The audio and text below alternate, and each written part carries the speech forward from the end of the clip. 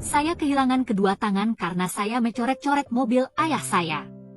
Nama saya Dita, begini kisah saya. Saya anak tunggal yang masih berusia 3,5 tahun. Sehari-hari saya tinggal bersama asisten rumah tangga karena kedua orang tua saya bekerja. Suatu hari karena ingin menghindari macet, kedua orang tua saya pergi ke kantor menggunakan motor, sementara mobil tinggal di rumah. Saat pembantu kami sibuk bekerja di dapur, saya bermain sendiri di teras rumah dan pada saat itu saya menemukan sebuah paku berkarat.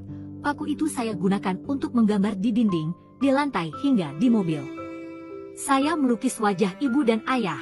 Saya juga membuat lukisan ayam, kucing dan lain sebagainya mengikuti imajinasi saya.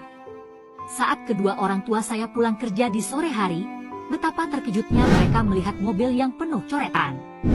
Ayah saya marah besar, dia memarahi pembantu kami, namun dengan manja dan perasaan bahagia saya mengatakan bahwa yang mencoret-coret mobil adalah saya. Saat itu saya berharap mendapat pujian dari mereka. Namun ternyata ayah mengambil kayu dan memukul tangan saya berkali-kali. Saya menangis dan berteriak, ibu hanya diam seolah merestui tindakan ayah. Malam harinya saya dibiarkan tidur bersama pembantu, hingga 3 hari ayah dan ibu tak jua menjenguk saya. Saya sangat sedih dan berpikir jika ayah lebih sayang mobilnya daripada saya, hingga akhirnya saya demam tinggi, tangan saya bengkak. Saya dibawa ke rumah sakit, setelah diperiksa dokter, betapa terkejutnya orang tua saya karena kedua tangan saya mengalami infeksi parah dan harus diamputasi mulai dari siku.